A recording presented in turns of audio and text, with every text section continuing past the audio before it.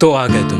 मैं तुम्हारा ही इंतज़ार कर रहा था। हाँ, अब मैंने काफ़ी टाइम से YouTube पे वीडियो नहीं डाली है। सोच रहा था कि अच्छा सा सेटअप आ जाएगा तब मैं वीडियो डालूंगा और तुमसे ढेर सारी बातें करूंगा कई सारी चीज़ों के बारे में। पर मैंने इस दौरान ही कुछ ऐसा देख लिया कि मैं खुद को रोक नहीं पाया तुमसे बातें करने के लिए। जैसा कि हर वीडियो के अंत में मैं बोलता हूँ कि मैं तुमसे एक बार फिर मिलूंगा, पुराने दोस्त की तरह कई सारी बातें करेंगे बैठ के। तो मुझे ऐसा लगा कि एक अच्छे दोस्त के नाते मुझे तुमको इसके बारे में ज़रूर बताना चाहिए, और अगर तुम मेरे दोस्त नहीं भी होते तो भी मैं ये समझता कि मुझे तुम्हें इसके बारे में ज़रूर बताना चाहिए। खैर, इस दौरान मैंने एक फ़िल्म देखी। फिल्म का नाम है कम एंड सी।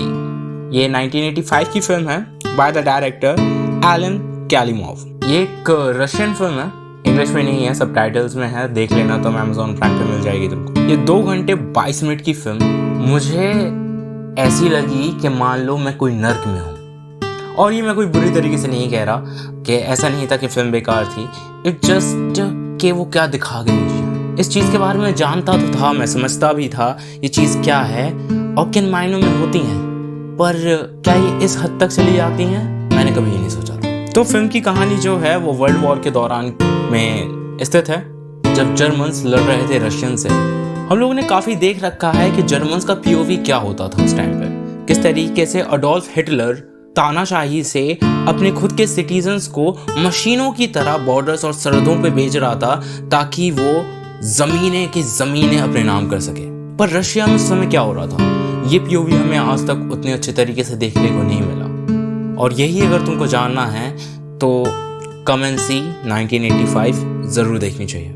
ये फिल्म तुम्हें इंसानियत का वो रूप दिखाती है जिससे तुम छुपते हुए आते हो। जिन मॉन्स्टर और जिन दैत्य दानव और असुरों से तुम डरते हुए आए हो, वो दैत्य दानव असुर उनसे भी कई ज़्यादा भयानक वो इंसान हो जाते हैं जिनके अंदर इस तरीके की भावनाएं होती हैं जो उस समय जर्मन्स में थी रशियंस के लिए। ये बेहद ही खौफनाक था मेरे लिए देखना। ये 2 घंटे 22 मिनट में मैं नम हो चुका था अंत तक। मैं सहमा हुआ था, मैं डर चुका था कि इंसानियत ऐसी भी हो सकती है। अब हालांकि मैंने काफ़ी स्लैशर्स फिल्म देख रखी हैं, या फिर तुम ये कहोगे कि तुमने तो काफ़ी ज़्यादा गोरी फिल्म्स देख रखी हैं, या फिर ऐसा कुछ देख रखा है, बहुत वायलेंट फिल्म्स भी देख रखी हैं।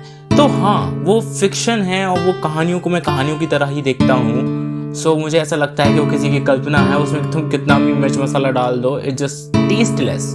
उसका कोई सेंस नहीं बनता, वो असलियत होने का कोई दावा नहीं करते। लेकिन जब तुमको पता हो कि जो तुम देख रहे हो हकीकत इससे 1000 गुनी भयानक हो सकती है, तो तुम सहम जाते हो, डर जाते हो।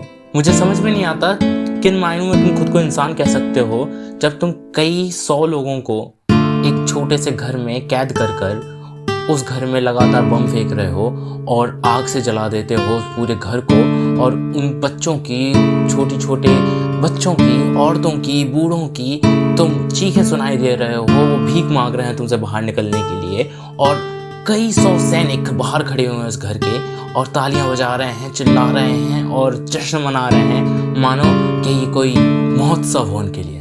ये किस तरीके की आज़ादी है जो इसकी वो मांग कर रहे हैं। मैं नहीं समझता कि ऐसे लोगों की क्या महत्वाकांक्षाएं होती हैं जो कई 100 लोगों की लाशों पर खड़े होकर यश की प्राप्ति चाहते हैं। 2 रास्ते होते हैं इंसानों के पास, या तो वो अच्छाई को चुने या तो बुराई को, और कई इंसान हर